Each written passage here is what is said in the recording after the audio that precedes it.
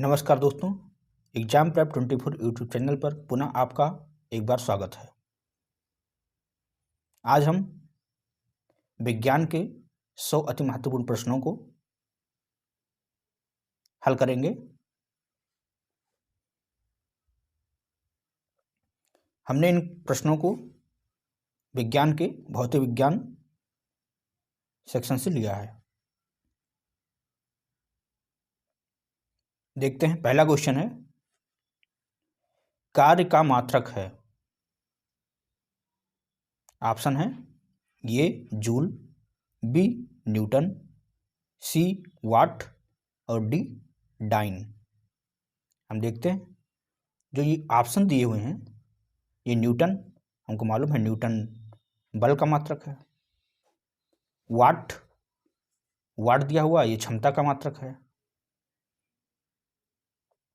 तो जो हमारा सही आंसर होगा वो होगा ये पार्ट, जूल कार्य का मात्रक है।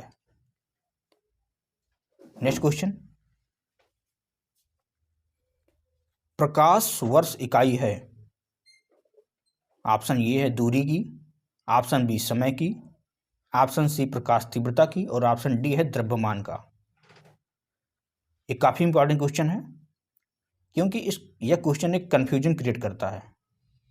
कुछ लोगों को लगता है कि जो प्रकाश वर्ष दिया हुआ है ये समय की इकाई होगी, लेकिन ये समय की इकाई नहीं होकर ये दूरी की इकाई होती है। इसलिए काफ़ी इंपॉर्टेंट क्वेश्चन है, आप लोग ध्यान रखेंगे। तो इसका सही आंसर होगा ये पार्ट, दूरी की। नेक्स्ट क्वेश्चन, एम्पियर मात्रक है। ऑप्शन ए प्रकाश तीव्रता का, ऑप्शन बी विद्युत आवेश का, ऑप्शन सी विद्युत धारा का और ऑप्शन डी है चुंबकीय क्षेत्र का।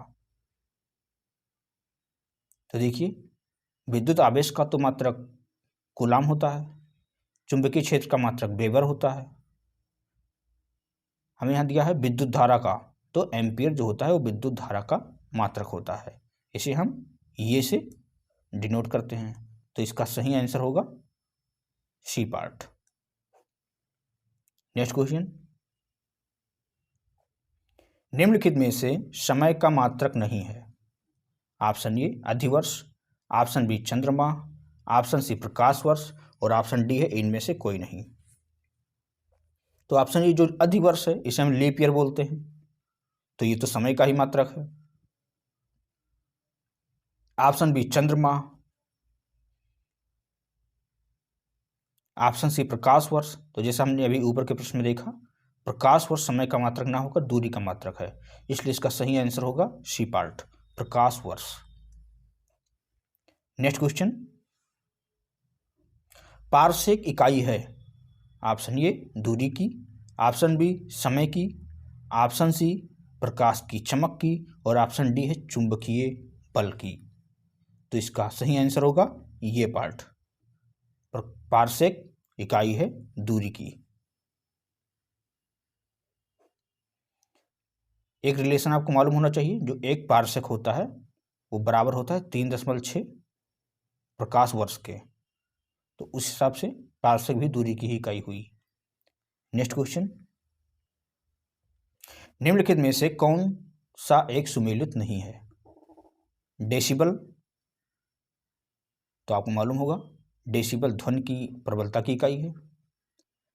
बी ऑप्शन है अश्वशक्ति, तो अश्वशक्ति शक्ति इकाई है। ऑप्शन सी समुद्री मील दूरी की इकाई है और ऑप्शन डी सेल्सियस ऊष्मा की इकाई है।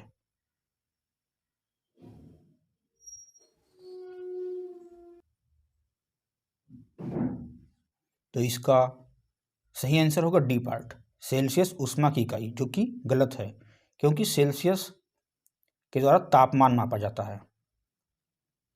तो इसलिए इसका सही आंसर डी पार्ट होगा। नेक्स्ट क्वेश्चन,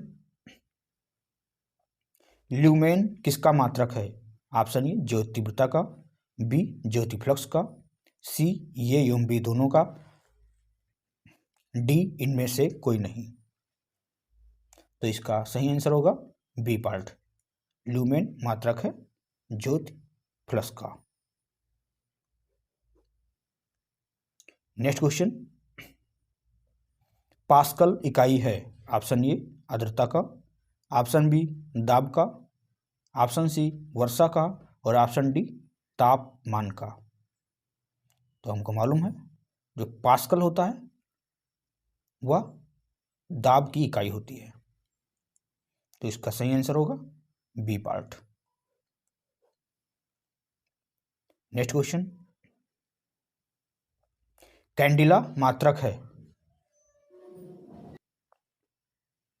कैंडिला मात्रक है ऑप्शन ए ज्योति फ्लक्स का, ऑप्शन बी ज्योति प्रभाव का, ऑप्शन सी ज्योति दाब का और ऑप्शन डी ज्योति तीव्रता का। तो इसका सही आंसर होगा डी पार्ट, ज्योति तीव्रता का।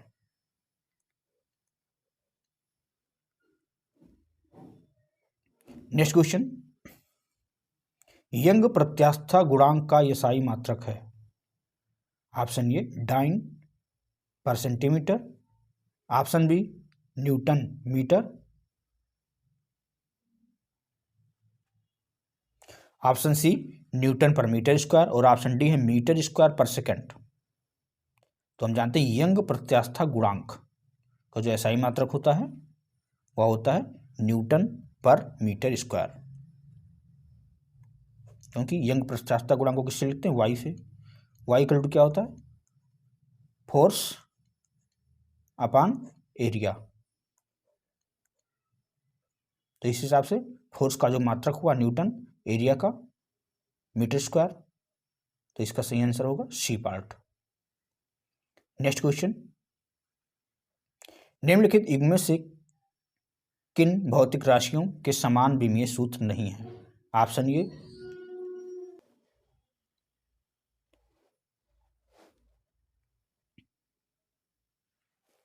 तो ये प्रश्न पूछ रहा है कि किन भौतिक राशियों के समान विमीय सूत्र नहीं है। तो हम देख रहे हैं ये कार्य एवं ऊर्जा है उसका जो विमीय सूत्र होता है वो समान होता है। भार एवं बल, भार को हम क्या लिखते हैं W बराबर mg लिखते हैं, यम द्रव्यमान जी गुरुत्वाकर्षण। इसी प्रकार बल में क्या होता है द्रव्यमान होता है और उसका मल्टीप्लिकेशन होता है गुणे से, तो उसका भी जो विमीय सूत्र होता है वो समान होता है। तो इस प्रकार इस क्वेश्चन का आंसर ये पार्ट होगा, क्योंकि बल एवं दाब का जो विमीय सूत्र होगा वो समान नहीं होगा, क्योंकि हम जानते हैं जो बल होता है बल क्या होता है F बराबर m में, तो उसका जो विमीय सूत्र होता है वो होता है m/2। और जो दाब है उस दाब क्या होता है दाब को P equal to F upon ये। तो इस हिसाब से इन दोनों का विमीय सूत्र अलग अलग होगा, इसलिए इसका सही आंसर होगा ये पार्ट। नेक्स्ट क्वेश्चन, अदिश राशि है, जो ये 4 ऑप्शन दिए हैं इन्हें बताना है कि कौन सी राशि अदिश है।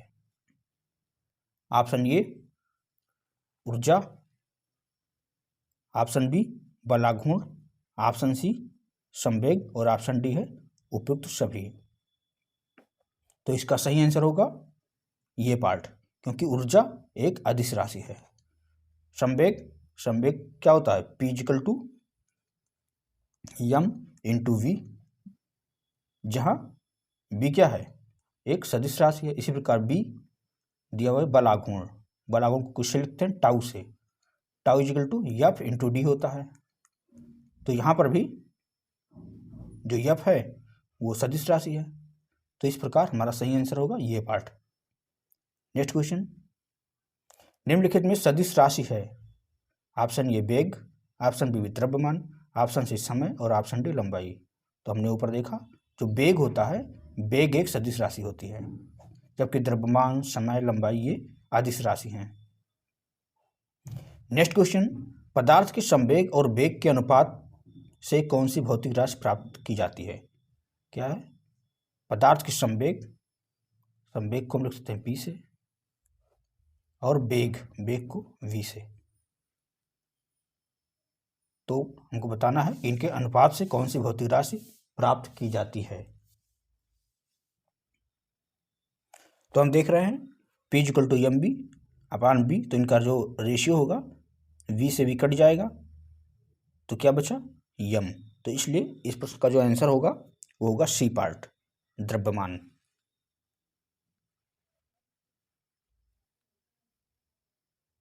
इसका सही आंसर होगा सी पार्ट। नेक्स्ट क्वेश्चन, शून्य में स्वतंत्र रूप से गिरने वाली वस्तुओं की ये समान गति होती है, बी समान वेग होती है, सी समान त्वरण होता है और डी समान बल होता है। तो इसका सही आंसर होगा सी पार्ट, समान त्वरण होता है। नेक्स्ट क्वेश्चन, जब 2 किलोग्राम वाले द्रव्यमान पर 5 न्यूटन का बल लगाया जाता है तो उत्पन्न होने वाला त्वरण होगा। आप जानते हैं कि जो फोर्स होता है, क्या फार्मूला होता है उसका, F equal to M into ये।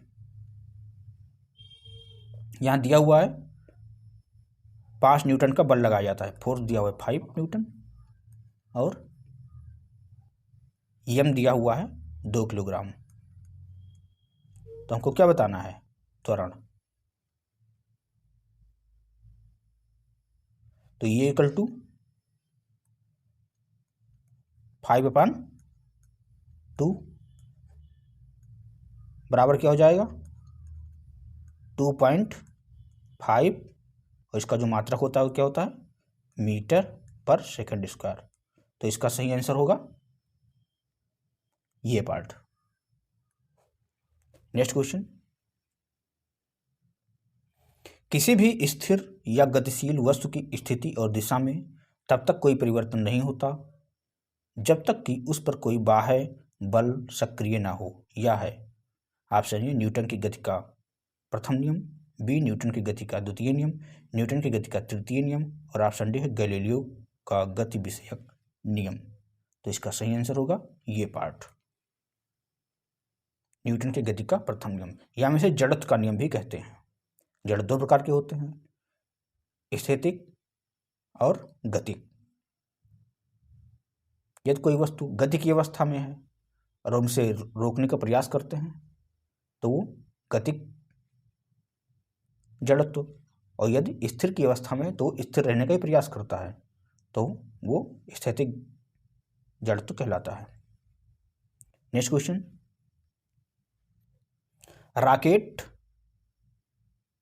इसे फिल करना स्पेस, के सिद्धांत पर कार्य करता है। ऑप्शन ए ऊर्जा संरक्षण, ऑप्शन बी बर्नौली प्रमेय, ऑप्शन सी एवोगाड्रो परिकल्पना, और ऑप्शन डी है संवेग संरक्षण। तो इसका सही आंसर होगा डी पार्ट, संवेग संरक्षण। नेक्स्ट क्वेश्चन, अश्व यदि एकाएक चलना प्रारंभ कर दे तो अश्वारोही के गिरने की आशंका का कारण है। ऑप्शन ए जड़ता गुण, ऑप्शन बी द्रव्यमान का संरक्षण नियम, ऑप्शन सी विश्राम जड़त्व, और ऑप्शन डी है गति का तीसरा नियम। तो इसका सही आंसर होगा सी पार्ट।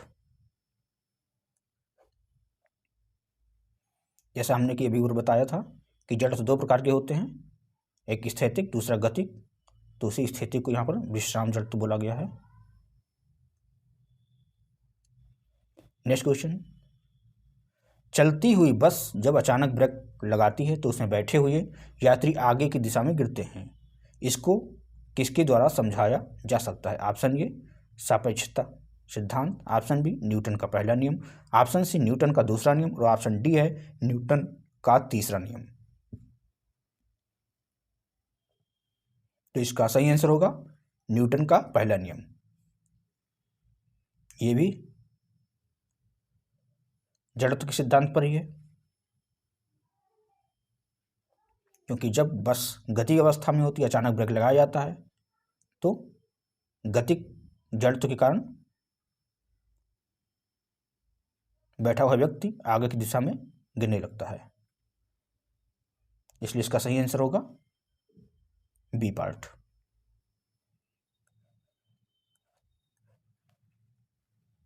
नेक्स्ट क्वेश्चन, बल का गुणनफल है। ऑप्शन ए द्रव्यमान और वेग का, ऑप्शन बी द्रव्यमान और त्वरण का, ऑप्शन सी भार और वेग का, और ऑप्शन डी है भार और त्वरण का। तो इसका सही आंसर होगा बी पार्ट, द्रव्यमान और त्वरण का। हम जानते हैं F इक्वल टू क्या होता है, m इंटू ए। नेक्स्ट क्वेश्चन, तो इसका सही आंसर होगा बी पार्ट। शरीर का वजन, ऑप्शन ए पृथ्वी की सतह पर सभी जगह एक समान होता है, ऑप्शन बी ध्रुवों पर अधिकतम होता है, ऑप्शन सी विषुवत रेखा पर अधिकतम होता है, और ऑप्शन डी मैदानों की तुलना में पहाड़ियों पर अधिकतम होता है। तो इसका सही आंसर होगा बी पार्ट, ध्रुवों पर अधिकतम होता है।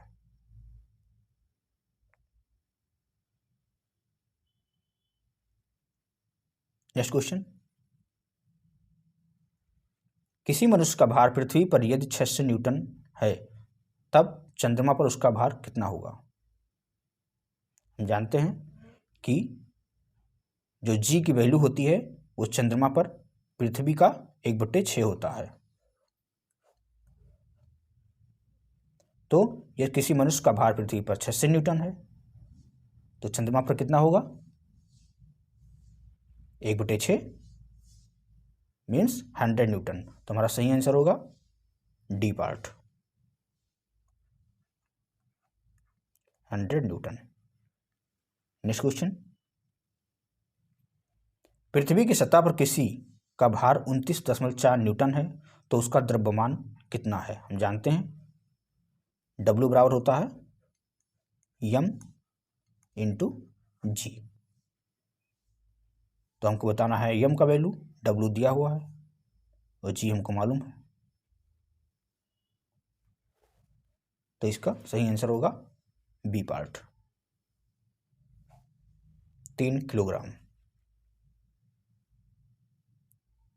नेक्स्ट क्वेश्चन, एक अंतरिक्ष यात्री पृथ्वी तल की तुलना में चंद्र तल पर अधिक ऊंची छलांग लगा सकता है क्योंकि वह चंद्रमा पर भारहीन होता है, चंद्रमा पर कोई वातावरण नहीं है, सी चंद्र तल पर गुरुत्वाकर्षण बल पृथ्वी तल की तुलना में अत्यल्प है, ऑप्शन डी चंद्रमा पृथ्वी से छोटा है। तो इसका सही आंसर होगा सी पार्ट, चंद्र तल पर गुरुत्वाकर्षण बल पृथ्वी तल की तुलना में अत्यल्प है। हम जानते हैं चंद्रमा पर पृथ्वी का जो गुरुत्वाकर्षण होता है वह 1/6 होता है। नेक्स्ट क्वेश्चन, 1 किलोग्राम राशि का वजन है, option A 1 newton, B 10 newton, C 9.8 newton और डी है 9 न्यूटन। तो इसका सही आंसर होगा सी पार्ट, 9.8 न्यूटन।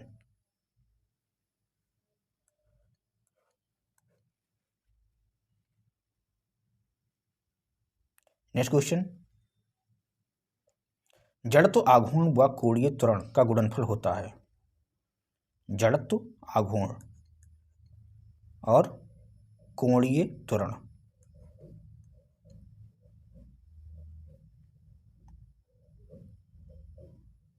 कोणीय त्वरण को ओमेगा से लिखते हैं, तो इनका जो गुणन होता है वो क्या होता है,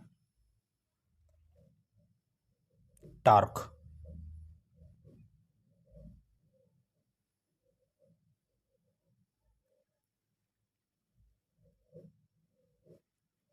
तो इसका सही आंसर होगा बी पार्ट,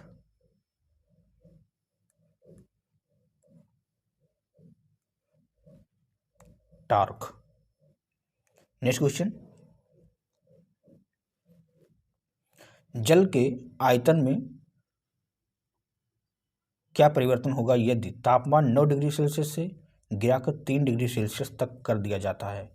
आयतन में कोई परिवर्तन नहीं होगा, बी आयतन पहले बढ़ेगा और बाद में घटेगा, सी आयतन पहले घटेगा और बाद में बढ़ेगा, डी पानी जम जाएगा। तो इसका सही आंसर होगा सी पार्ट, आयतन पहले घटेगा और बाद में बढ़ेगा।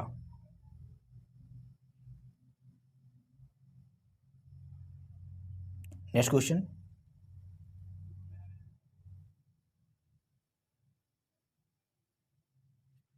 एक बीकर में पानी पर बर्फ तैर रही है।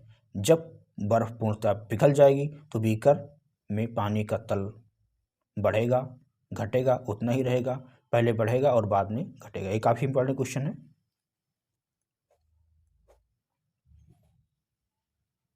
तो हम जानते हैं कि बर्फ के पूर्णतः पिघल जाने पर भी पानी के स्तर में कोई परिवर्तन नहीं दिखता है।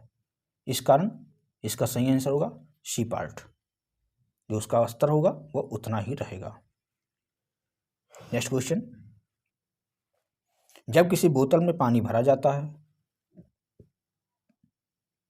और उसे जमने दिया जाता है तो बोतल टूट जाती है, क्योंकि ये पानी जमने पर फैलता है, बी बोतल हिमांक पर सिकुड़ती है, सी बोतल के बाहर का तापक्रम अंदर से ज़्यादा होता है और डी पानी गर्म करने पर फैलता है। तो इसका सही आंसर होगा ये पार्ट, पानी जमने पर फैलता है।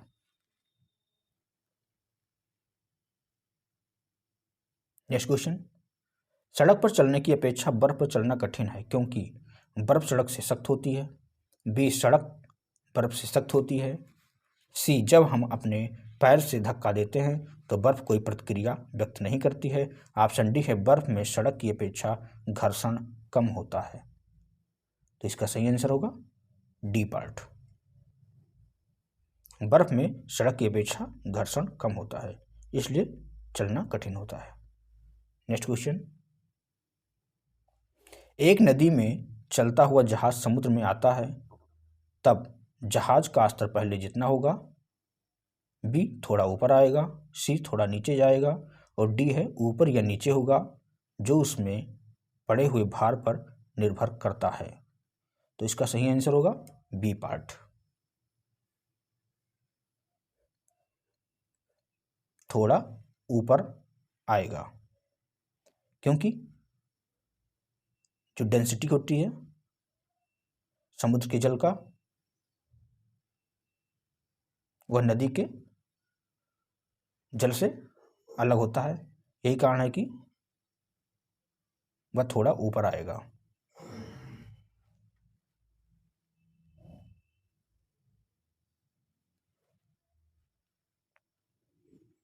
नेक्स्ट क्वेश्चन, लोहे की कील पारे में क्यों तैरती है जबकि यह पानी में डूब जाती है? ऑप्शन ए लोहे की पारे से रासायनिक क्रिया की प्रवृत्ति पानी की तुलना में कम होने का कारण, बी लोहे का भार पानी से अधिक है तथा पारे से कम, सी लोहे का घनत्व पानी से अधिक है तथा पारे से कम, और ऑप्शन डी है पारा पानी से भारी है। तो इसका सही आंसर होगा सी पार्ट, लोहे का घनत्व पानी से अधिक है तथा पारे से कम।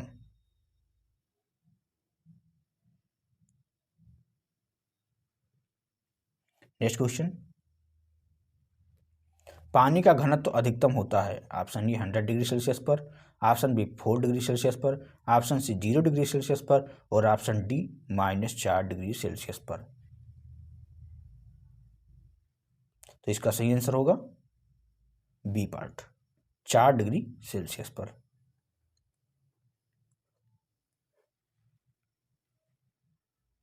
दोस्तों, अभी तक आपने इस वीडियो को लाइक ना किया हो तो आप नीचे थंब का बटन दबाकर इस वीडियो को लाइक कर सकते हैं। नेक्स्ट क्वेश्चन, वस्तु की मात्रा बदलने पर अपरिवर्तित रहेगा, ऑप्शन ए आयतन, ऑप्शन बी भार, ऑप्शन सी द्रव्यमान और ऑप्शन डी है घनत्व। तो इसका सही आंसर होगा डी पार्ट, घनत्व।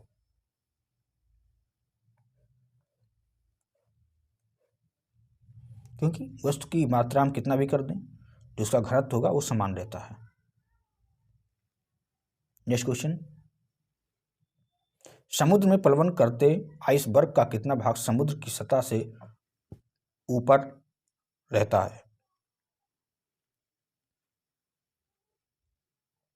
ऑप्शन है ये 1/9, बी 1/10, सी 1/6 और डी 1/4। तो इसका सही आंसर होगा बी पार्ट, 1/10।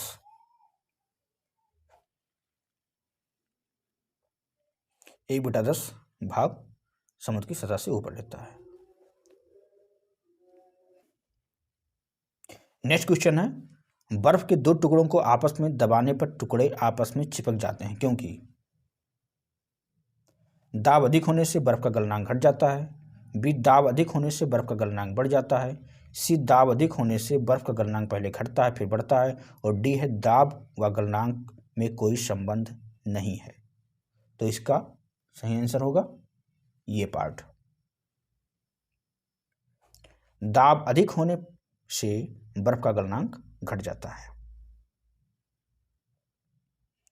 नेक्स्ट क्वेश्चन,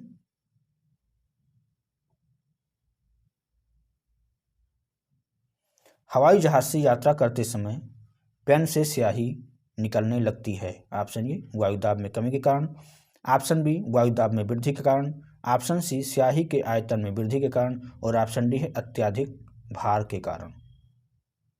काफ़ी इंपॉर्टेंट क्वेश्चन है ये, कई बार एग्जाम में पूछा गया है। तो इसका सही आंसर होगा ये पार्ट, क्योंकि ऊंचाई पर जाने पर वायु दाब में कमी आ जाता है। Next question,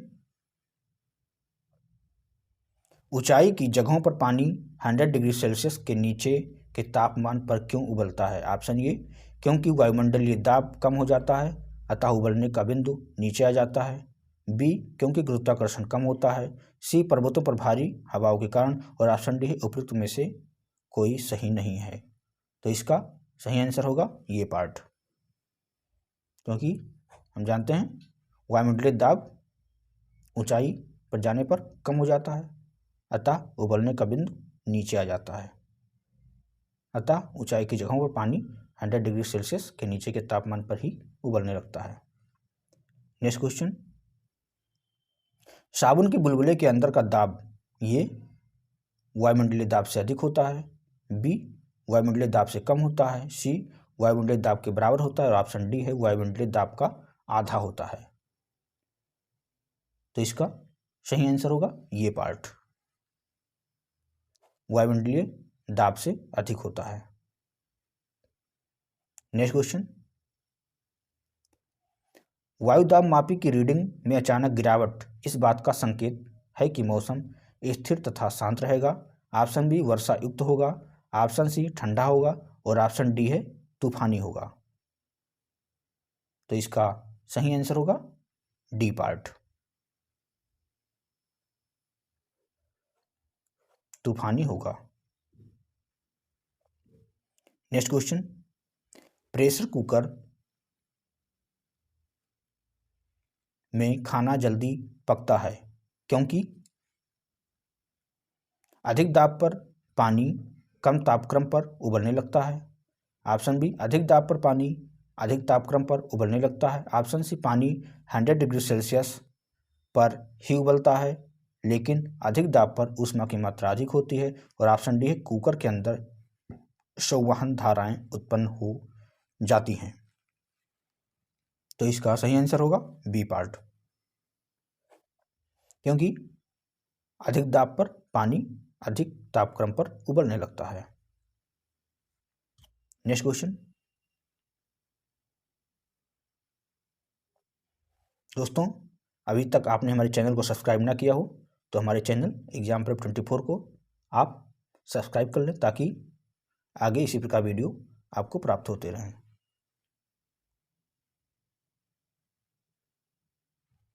next question, hydrogen से भरा रबड़ का गुब्बारा वायु में ऊपर जाकर फट जाता है क्योंकि ऑप्शन ए हाइड्रोजन का भार बढ़ जाता है, ऑप्शन बी वायु दाब बढ़ जाता है, ऑप्शन सी हाइड्रोजन का दाब घट जाता है, और ऑप्शन डी वायु दाब घट जाता है। तो दोस्तों इसका सही आंसर होगा डी पार्ट, क्योंकि ऊंचाई पर जाने पर वायु दाब घट जाता है। नेक्स्ट क्वेश्चन, सूर्य में निरंतर ऊर्जा का सर्जन किस कारण होता है। ऑप्शन ए नाभिकीय संलयन, ऑप्शन बी नाभिकीय विखंडन, ऑप्शन सी रेडियो सक्रियता, और ऑप्शन डी है कृत्रिम रेडियो सक्रियता। तो आपको मालूम होगा जो नाभिकीय संलयन जो प्रक्रिया होती है वो निरंतर चलने वाली प्रक्रिया होती है। तो यही कारण है कि सूर्य से लगातार हमें प्रकाश प्राप्त हो रहा है। तो जो सूर्य में निरंतर ऊर्जा का सर्जन हो रहा है वो नाभ के संलयन के कारण हो रहा है। नेक्स्ट क्वेश्चन, चाबी भरी घड़ी में कौन सी ऊर्जा होती है? ऑप्शन ए गतिज ऊर्जा, ऑप्शन बी स्थितिज ऊर्जा, ऑप्शन सी यांत्रिक ऊर्जा और ऑप्शन डी संचित ऊर्जा। तो इसका सही आंसर होगा बी पार्ट, स्थितिज ऊर्जा। नेक्स्ट क्वेश्चन, जब हम रबड़ के गद्दे वाली सीट पर बैठते हैं या गद्दे पर लेटते हैं तो उसका आकार परिवर्तित हो जाता है, ऐसे पदार्थ में पाया जाता है। ऑप्शन ए गतिज ऊर्जा, ऑप्शन बी स्थितिज ऊर्जा, ऑप्शन सी संचित ऊर्जा और ऑप्शन डी है विखंडन ऊर्जा। तो इसका सही आंसर होगा बी पार्ट, स्थितिज ऊर्जा। नेक्स्ट क्वेश्चन, निम्नलिखित में से किसमें गतिज ऊर्जा नहीं है? ऑप्शन ए चली हुई गोली, बी बहता हुआ पानी, सी चलता हथौड़ा और ऑप्शन डी है खींचा हुआ धनुष। तो इसका सही आंसर होगा डी पार्ट, क्योंकि खींचे हुए धनुष में कैसी ऊर्जा होगी? गतिज ऊर्जा ना होकर स्थितिज ऊर्जा होगी। नेक्स्ट क्वेश्चन, जब एक चल वस्तु की गति दुगनी हो जाती है तो उसकी गतिज ऊर्जा होगी। ऑप्शन ए दुगनी हो जाती है, ऑप्शन बी चौगुनी हो जाती है, ऑप्शन सी समान रहती है और ऑप्शन डी 3 गुनी बढ़ जाती है। तो हम जानते हैं गतिज ऊर्जा क्या होता है, हाफ एम बी स्क्वायर। यहाँ बोल रहा है कि यदि वस्तु की गति दोगुनी हो जाती है तो गति, जैसे यहाँ v है, इसे दोगुनी कर देंगे तो 2 का स्क्वायर 4 हो जाएगी, तो 4 2 से कट जाएगा। तो इस हिसाब से हमारा सही आंसर होगा बी पार्ट। नहीं, यहाँ पूछा हुआ जब एक वस्तु की गति दोगुनी हो जाती है तो उसकी गतिज ऊर्जा, तो गतिज ऊर्जा क्या हो जाएगी? 4 क्या हो जाएगी, मीन्स चौगुनी हो जाएगी। तो सही आंसर होगा बी पार्ट। नेक्स्ट क्वेश्चन,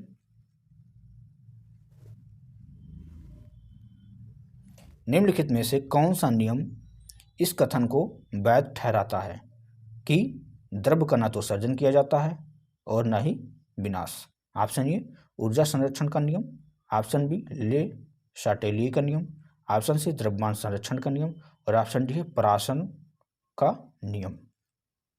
तो इसका सही आंसर होगा ये पार्ट, ऊर्जा संरक्षण का नियम। 50th क्वेश्चन है, साइकिल चलाने वाला मोड़ लेते समय क्यों झुकता है?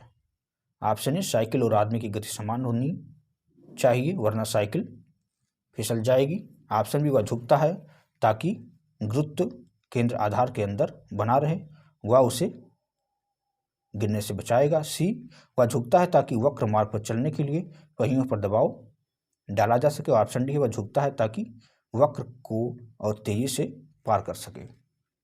तो इसका सही आंसर होगा बी पार्ट, वह झुकता है ताकि गुरुत्व केंद्र आधार के अंदर बना रहे, वह उसे गिरने से बचाएगा। क्योंकि tan थीटा इक्वल टू होता है v²/rg।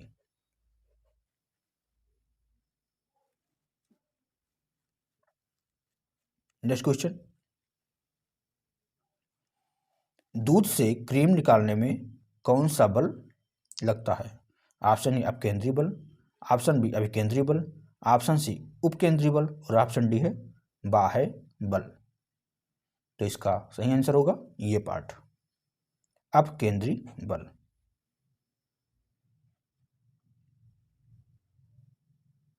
नेक्स्ट क्वेश्चन, जब एक पत्थर को चांदी की सतह से पृथ्वी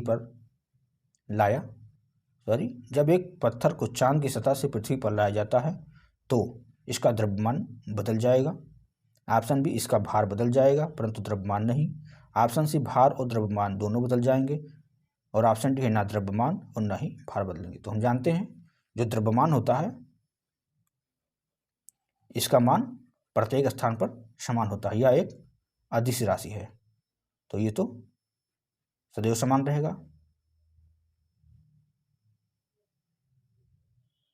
तथा उसका जो भार होगा वह भार चेंज होगा, क्योंकि हम जानते हैं जैसे कि जो भार होता है W इक्वल टू क्या होता है, m/g। हम जानते हैं g के वैल्यू चंद्रमा के लिए क्या होता है, पृथ्वी का 1/6 होता है। तो इस प्रकार इस प्रश्न का सही आंसर होगा बी पार्ट। इसका भार बदल जाएगा परंतु द्रव्यमान नहीं। नेक्स्ट क्वेश्चन, किसी लिफ्ट में बैठे हुए व्यक्ति को अपना भार कब अधिकतम मालूम पड़ता है? ऑप्शन ए, जब लिफ्ट त्वरित गति से नीचे आ जाती है, नीचे आ रही हो। ऑप्शन बी, जब लिफ्ट त्वरित गति से ऊपर जा रही हो। ऑप्शन सी, समान वेग से नीचे आ रही हो। और ऑप्शन डी है समान वेग से ऊपर जा रही हो। तो इसका सही आंसर होगा बी पार्ट, जब लिफ्ट त्वरित गति से ऊपर जा रही हो।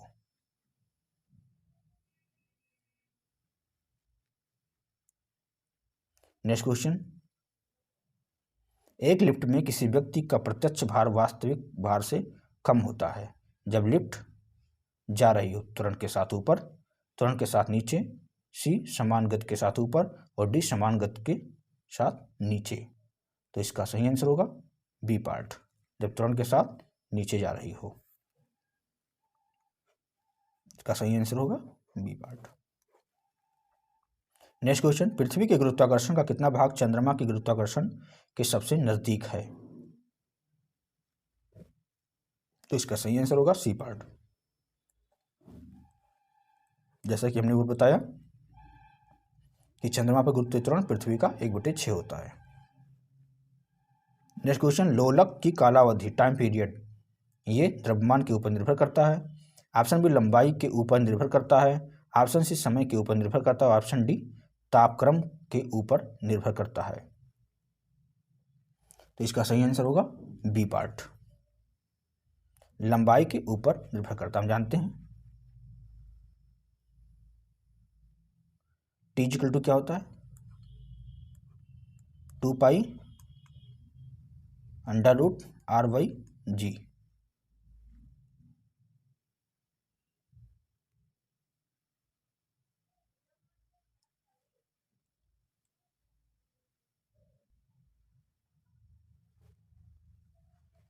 हम देख रहे हैं टी इक्वल टू 2π√L/g होता है। तो इसका सही आंसर होगा बी पार्ट, लंबाई के ऊपर निर्भर करता है। नेक्स्ट क्वेश्चन, लोलक घड़ियां गर्मियों में क्यों सुस्त हो जाती हैं? ऑप्शन ए, गर्मियों के दिन लंबे होने के कारण। ऑप्शन बी, कुंडली में घर्षण के कारण। ऑप्शन सी, लोलक की लंबाई बढ़ जाती है जिससे इकाई दोलन में लगा हुआ समय बढ़ जाता है। और ऑप्शन डी है, गर्मी में लोलक का भार बढ़ जाता है। तो इसका सही आंसर होगा सी पार्ट, कि लोलक की लंबाई बढ़ जाती है जिससे इकाई दोलन में लगा हुआ समय बढ़ जाता है, अतः लोलक घड़ियां गर्मियों में सुस्त हो जाती है। नेक्स्ट क्वेश्चन, किसी सरल लोलक की लंबाई 4% बढ़ा दी जाती है तो उसका आवर्तकाल। ऑप्शन ए 8% बढ़ जाएगा, बी 2% बढ़ जाएगा, सी 4% बढ़ जाएगा या डी इनमें से कोई नहीं। तो इसका सही आंसर होगा बी पार्ट, 2% बढ़ जाएगा।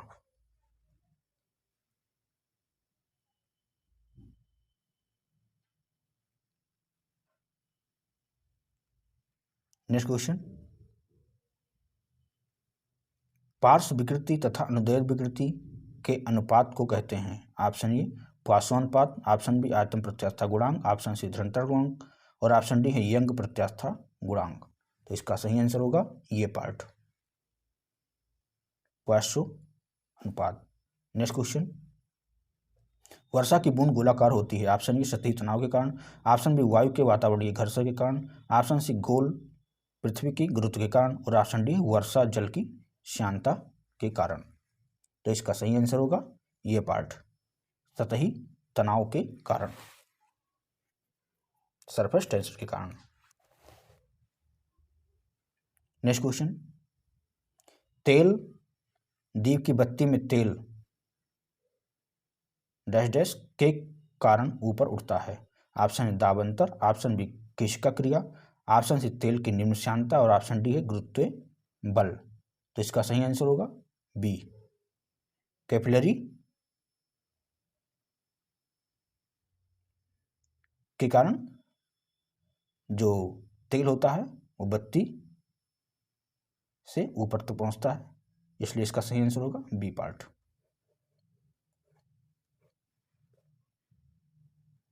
केशिका क्रिया के कारण। नेक्स्ट क्वेश्चन, श्यानता की इकाई है option A poise, option B pascal, option C Poiseuille और डी इनमें से कोई नहीं।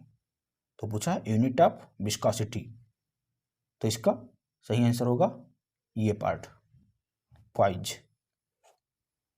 नेक्स्ट क्वेश्चन, उत्प्लावकता से संबंधित वैज्ञानिक हैं option A Archimedes, option B Newton, option C Louis Pasteur और ऑप्शन डी इनमें से सभी। काफी इंपॉर्टेंट क्वेश्चन है, इसका सही आंसर होगा ये पार्ट। हम जानते हैं आर्किमिडीज ने उत्प्लावकता से संबंधित सिद्धांत दिए थे। नेक्स्ट क्वेश्चन, महान वैज्ञानिक आर्किमिडीज संबंधित थे ऑप्शन है ब्रिटेन से, ऑप्शन बी जर्मनी से, ऑप्शन सी संयुक्त राज्य अमेरिका से, ऑप्शन डी ग्रीस से।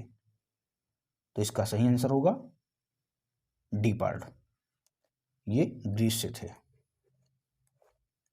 नेक्स्ट क्वेश्चन, ध्वनि तरंगों की प्रकृति होती है ऑप्शन ए अनुप्रस्थ, ऑप्शन बी अनुदैर्ध्य, ऑप्शन सी अप्रगामी, ऑप्शन डी है विद्युत चुंबकीय। तो दोस्तों इसका सही आंसर होगा बी पार्ट। इसे याद करने का ट्रिक भी है, ध्वनि में धा आता है, अनुदैर्ध्य में भी धा आता है, इसलिए इसका सही आंसर होगा बी पार्ट अनुदैर्ध्य।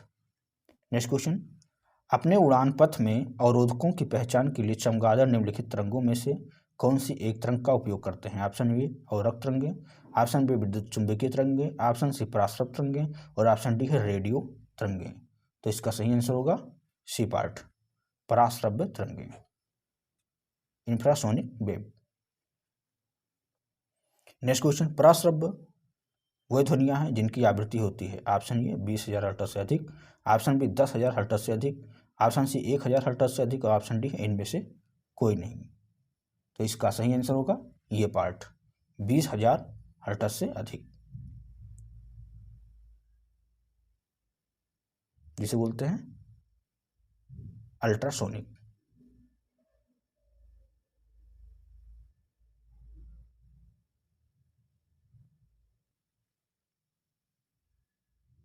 तो पराश्रव्य अल्ट्रासोनिक होता है, इसलिए इसका सही आंसर ये पार्ट होगा। नेक्स्ट क्वेश्चन, ध्वनि तरंगे हैं ऑप्शन ए लंबवत, ऑप्शन बी तिर्यक, ऑप्शन सी आंशिक लंबवत या आंशिक तिर्यक और ऑप्शन डी कभी कभी लंबवत कभी कभी तिर्यक।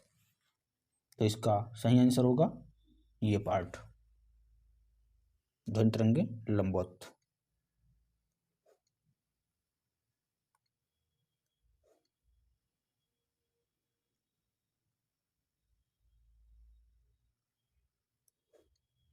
नेक्स्ट क्वेश्चन, श्रव्य परिसर में ध्वनि तरंगों की आवृत्ति क्या होती है 20 हर्ट्ज से 20,000 हर्ट्ज, बी 0.5 हर्ट्ज से 5 हर्ट्ज, सी 1 हर्ट्ज से 10 हर्ट्ज और ऑप्शन डी 20,000 हर्ट्ज से 40,000 हर्ट्ज। तो आपको मालूम होगा 20 हर्ट्ज से 20,000 हर्ट्ज तक की आवृत्ति।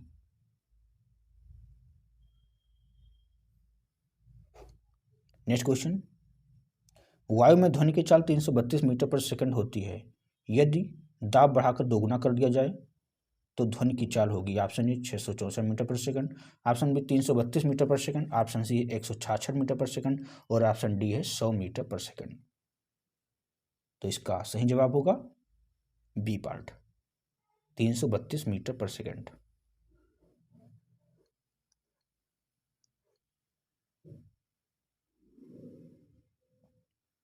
क्योंकि उसमें कोई परिवर्तन नहीं होगा।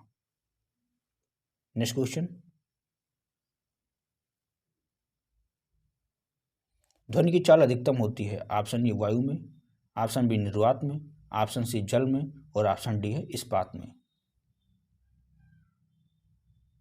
तो इसका सही आंसर होगा डी पार्ट, क्योंकि हम जानते हैं इस्पात में ध्वनि की चाल अधिकतम होती है। नेक्स्ट क्वेश्चन, वायु में ध्वनि का वेग है लगभग ये 332 मीटर पर सेकंड, बी 220 मीटर पर सेकंड, सी 110 मीटर पर सेकंड और डी है 232 मीटर पर सेकंड। तो इसका सही आंसर होगा ये पार्ट 332 मीटर पर सेकंड। नेक्स्ट क्वेश्चन, 100 डेसिबल का शोर स्तर निम्न में से किसके संगत होगा? ऑप्शन ए ठीक सुनी जा सकने वाली ध्वनि, ऑप्शन बी साधारण वार्तालाप, ऑप्शन सी गली के शोरगुल की आवाज़ और ऑप्शन डी है किसी मशीन की दुकान से आने वाला शोरगुल। तो इसका सही आंसर होगा डी पार्ट, किसी मशीन की दुकान से आने वाला शोरगुल। नेक्स्ट क्वेश्चन, ये सितार और बांसुरी पर एक ही स्वर बजाया जाए तो उनसे उत्पन्न ध्वनि का भेद निम्नलिखित में अंतर के कारण किया जा सकता है। ऑप्शन ए तारत्व, प्रबलता और गुणता, ऑप्शन बी केवल तारत्व और प्रबलता, ऑप्शन सी केवल ध्वनि प्रबलता और ऑप्शन डी केवल ध्वनि गुणता। तो इसका सही आंसर होगा डी पार्ट, केवल ध्वनि गुणता। नेक्स्ट क्वेश्चन, एक जेट वायुयान 2 मैक के वेग से हवा में उड़ रहा है। जब ध्वनि का वेग 332 मीटर पर सेकंड है तो वायुयान की चाल कितनी है? ऑप्शन ए 166 मीटर पर सेकंड, ऑप्शन बी 66.4 किलोमीटर पर सेकंड, ऑप्शन सी 3332 मीटर पर सेकंड और ऑप्शन डी है 664 मीटर पर सेकंड। तो इसका सही आंसर होगा डी पार्ट, 664 मीटर पर सेकंड। नेक्स्ट क्वेश्चन, डेसिबल इकाई का प्रयोग किया जाता है। ऑप्शन ए प्रकाश की गति के लिए, ऑप्शन बी ऊष्मा की तीव्रता के लिए, ऑप्शन सी ध्वनि की तीव्रता के लिए और ऑप्शन डी रेडियो तरंग की आवृत्ति के लिए। तो आपको मालूम होगा जो डेसिबल होता है ध्वनि की तीव्रता के लिए प्रयोग किया जाता है। नेक्स्ट क्वेश्चन, ध्वनि तरंगें किसके कारण प्रतिध्वनि उत्पन्न करते हैं? इको उत्पन्न करते हैं। ऑप्शन ए अपवर्तन, ऑप्शन बी विवर्तन, ऑप्शन सी परावर्तन और ऑप्शन डी है इनमें से कोई नहीं। तो इसका सही आंसर होगा सी पार्ट, परावर्तन। नेक्स्ट क्वेश्चन, सोनार अधिकांशतः प्रयोग में लाया जाता है। ऑप्शन ए अंतरिक्ष यात्रियों द्वारा, ऑप्शन बी डॉक्टरों द्वारा, ऑप्शन सी इंजीनियरों द्वारा, ऑप्शन डी नौ संचालकों द्वारा। तो आपको मालूम होगा कि जो सोनार है उसका प्रयोग नौ संचालकों द्वारा किया जाता है। इसका सही आंसर होगा डी पार्ट। नेक्स्ट क्वेश्चन, किसी ध्वनि स्रोत की आवृत्ति में होने वाले उतार चढ़ाव को कहते हैं? ऑप्शन ए रमन प्रभाव, ऑप्शन बी डॉपलर प्रभाव, ऑप्शन सी क्राफ्टन प्रभाव और ऑप्शन डी है प्रकाश विद्युत प्रभाव। तो इसका सही आंसर होगा बी पार्ट, डॉपलर प्रभाव। नेक्स्ट क्वेश्चन, पास आती हुई रेलगाड़ी की सीटी की आवृत्ति या तीक्ष्णता बढ़ती जाती है, ऐसा किस परिघटना के कारण होता है? ऑप्शन बिग बैंग सिद्धांत, ऑप्शन बी डॉपलर प्रभाव, ऑप्शन सी चार्ल्स नियम और ऑप्शन डी है आर्किमिडीज का नियम। तो इसका सही आंसर होगा बी पार्ट, डॉपलर प्रभाव। नेक्स्ट क्वेश्चन, केल्विन मान से मानव शरीर का सामान्य ताप है। Option A 280, option B 290, option C 300 और ऑप्शन डी है 310। तो इसका सही आंसर होगा डी पार्ट, 310।